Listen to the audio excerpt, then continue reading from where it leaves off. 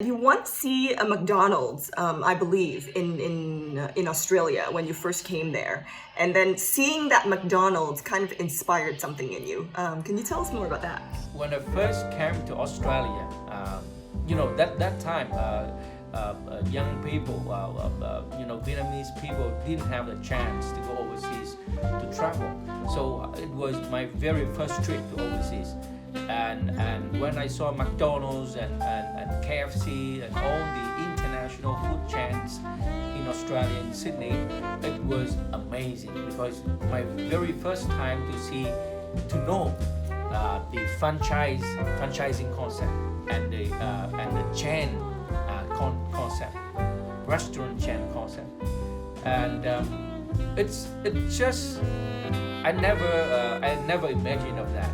Because Vietnam that time we didn't have any chain, we didn't know about franchising, and also it also relates to branding, brand building, because when you build a restaurant chain or when you franchise out, that means you build a brand,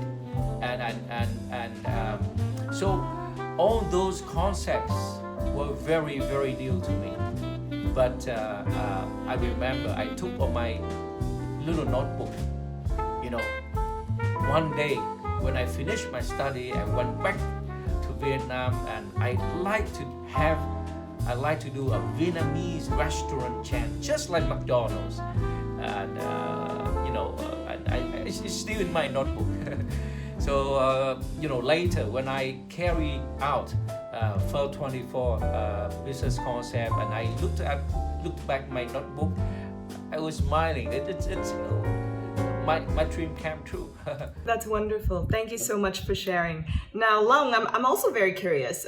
In your story, how has your experience in Australia fostered or inspired your entrepreneurship mindset?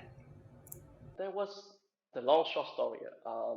Since when I was a kid, my parents taught me to look after things. My parents taught me something kind of the value of things, which I've done with love and long-term vision. And my family is not a business family, since my father and my mother were working for the government. Yeah, and then when I just one day I told them that, hey dad, I want to start up, and he just like his face is like he looked at me and say, you serious? You serious? Sure? You sure? Because our family tend to be play a set play. We are not tend to be like do entrepreneurship or running your own business. But then he just reminded me that remember what I told you before. Do you remember that? And he said yes. And my first startup would fail because, like Trung said, when we were young, we care about our fame, we care about our want to be popular in the startup industry in Vietnam, and we also want to be like rich because 22 years old kid, we just want to spend money, we just want to be, hey, it's me, I'm the superstar right there. But then when I failed, I was totally destroyed, be destroyed by that.